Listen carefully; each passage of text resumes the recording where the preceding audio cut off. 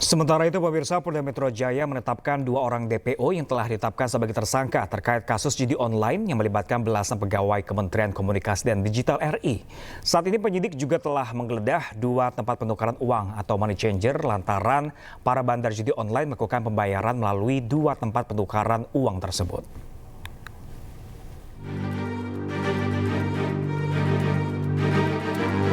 Subdit Jatanras Direktorat Reserse Kriminal Umum Polda Metro Jaya masih terus menyidik kasus judi online yang melibatkan 11 orang pegawai Kementerian Komunikasi dan Digital RI serta 4 warga sipil. Saat ini penyidik kembali menetapkan 2 orang tersangka yang masuk dalam daftar pencarian orang berinisial A dan AM. Dari hasil keterangan para tersangka, uang setoran berupa uang tunai dari para bandar judi online yang disetorkan kepada para pelaku diberikan melalui 2 tempat penukaran uang yang saat ini telah digeledah oleh penyidik dalam rangka pengembangan kasus ini. Kombes Ade Ari juga mengatakan keterlibatan AK dan beberapa orang rekannya yang sebelumnya tidak lolos dalam seleksi teknisi pemblokiran di Kementerian Komdigi didasari oleh SOP baru yang memperbolehkan AK dan beberapa orang rekannya bekerja sebagai tim pemblokiran judi online. Saat ini penyidik masih terus melakukan pendalaman secara intensif.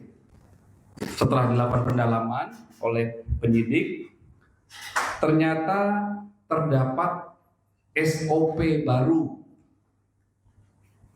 Ya, SOP baru ini memberikan kuasa kepada AK dan timnya sehingga mereka bisa masuk menjadi tim pemblokiran website di Kementerian Komdigi. Hingga saat ini, penyidik Subdit Jatanras Direktorat Reserse Kriminal Umum Polda Metro Jaya telah menetapkan dan menahan 15 orang tersangka, yang 11 diantaranya merupakan pegawai Kementerian Komdigi, sedangkan 4 orang lain yang merupakan warga sipil. Dan untuk 2 DPO masih diburu oleh penyidik. Dari Jakarta Selatan, Den Helmi Sajangbati, iNews melaporkan. Sementara itu, pemirsa, mantan Menkominfo Budi Aris Setiadi jadi sorotan terkait kasus judi online yang menjerat pegawai Kementerian Komdigi. Ia mengaku siap diperiksa jika diperlukan dan mendukung penegakan hukum.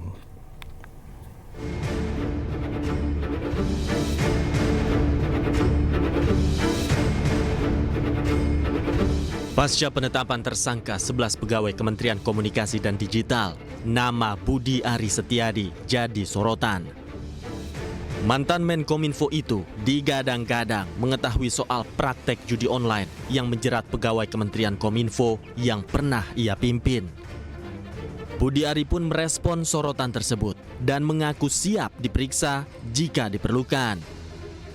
Ia mengklaim mendukung penuh upaya penegakan hukum yang dilakukan oleh polisi. Pak Presiden mau ke luar negeri gimana, Pak? Pokoknya saya fokus ngurus operasi dan rakyat. Kita dukung penegakan hukum, dan yang ketiga kita tetap serius berantas judi. Apa ya? Solusinya gimana, Pak? Lalu kita warga negara. Dan nanti katanya polisi mau mendalami, Pak. Gimana, Pak? Tunggu aja dalamnya, nggak apa. Kita siap dipanggil juga, Pak. Pasti enggak. Berarti siap. Pasti nggak terlibat, Pak. Ya. Pak, kenal nggak Pak 11 pegawai Komdigi yang diperiksa, Pak? Ya tahu lah namanya. Coba. Sebelumnya polisi menangkap 11 orang pegawai aktif Kementerian Komunikasi dan Digital yang terlibat dalam praktek pembinaan situs judi online. Bahkan, salah satu tersangka berinisial AK adalah pegawai yang tidak lolos seleksi penerimaan calon ASN Kominfo, namun ia tetap bisa bekerja di kementerian itu dan mendapat wewenang mengatur blokir situs judi online. Mengapa hal ini bisa terjadi? Siapa lagi oknum Kementerian Komunikasi dan Digital yang terlibat? Polisi hingga kini terus mendalami keterlibatan pihak lain dalam kasus ini, terutama pihak-pihak di internal Kementerian Komunikasi dan Digital. Dari Jakarta, Tim Liputan iNews melaporkan.